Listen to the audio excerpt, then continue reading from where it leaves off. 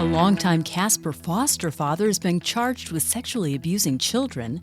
A man nabbed in a high-speed chase in November had been recently paroled for a 1998 rape in Utah. And a hiker gets a rare video of a Wyoming mink at Cowboy State Park. We'll take a look at these stories and more today from Wyoming's largest news organization. I'm Wendy Kaur for Cowboy State Daily. A Casper man who's been nationally recognized for being a model foster parent now faces 26 criminal charges that include alleged sexual abuse of some of those foster children. Cowboy State Daily's Dale Killingbeck reports that Stephen Marler's charges have been confirmed by court documents.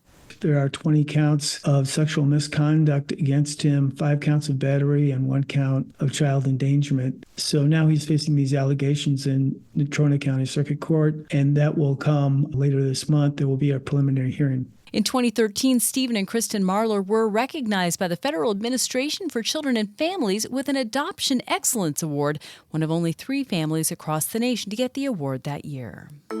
Well, there were no elections in Wyoming in 2023, but that didn't stop people and groups from spending millions of dollars on upcoming Cowboy State races, candidates, and causes. Political reporter Leo Wolfson says about $500,000 was spent on political action committees and campaigns for state lawmakers in 2023. This is in addition to the millions of dollars donated to Wyoming's congressional delegation during the year.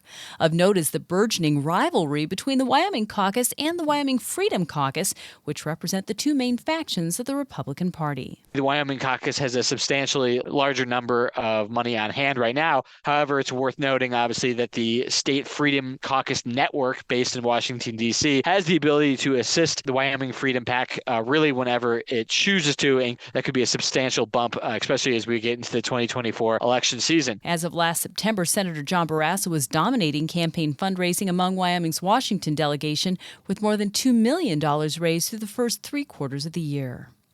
Well, before he was arrested in an icy car chase outside Laramie with a missing woman Thanksgiving weekend, Travis Wood was the defendant in a rape and kidnapping case that grabbed national headlines. Cowboy State Daily's Claire McFarland reports that 25 years before the now 47-year-old was arrested in Albany County in November, Wood attracted national attention in a bizarre rape and kidnapping case that ultimately led to a kidnapping conviction. It was a bizarre case back in 1998 where he held a gun to this woman and persuaded her to give him a ride. And he had her drive all afternoon. And he raped her, according to the woman's later interviews and her police report and the sex kit that police performed. But ultimately, after a plea deal, he was convicted just of the aggravated kidnapping and sentenced to between 15 years and life. Wood had been out of a Utah prison on parole for that conviction for just 1 month when he was arrested in Wyoming. He faces up to 17 years in prison for the current charges. I'll be back with more news right after this. At Hilltop Bank, we understand that buying a home is a big decision.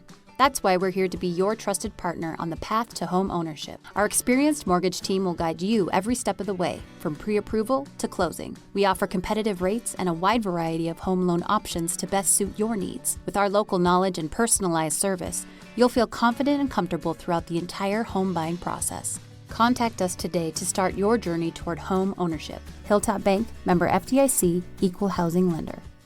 U.S. Representative Harriet Hagman has announced she'll run for re-election this fall for a 2nd term in Congress. Political reporter Leo Wolfson says one of Hagman's main motivations is fighting what she calls the wretchedness of President Joe Biden's administration and what she calls its ceaseless attempts to interfere in the lives of Americans. Hagman used the opportunity to certainly blast some of her opponents in the Biden administration, like Alejandro Mayorkas. But she also said she is focused on Wyoming issues as well. Hagman has frequently lamented what she sees as a weaponization of the federal government to target and censor citizens' First and Fourth Amendment rights. And Warren Burgess frequently mountain bikes in Cowboy State Park, but he's glad he decided to go hiking instead earlier this week. Cowboy State Daily's Mark Hines reports that if Burgess had been whizzing around on his bike, he likely would have missed a 1 in a million close encounter with a Wyoming mink. He got to see this mink dragging its food across the ice because we do have mink in Wyoming, but it's one of those things you rarely get to see them because they are so elusive. And this guy saw one and caught video of it. So another really cool wildlife sighting. And that's today's news. Get your free digital subscription to Wyoming's only statewide newspaper by hitting the subscribe button on CowboyStateDaily.com. I'm Wendy Kaur for Cowboy State Daily.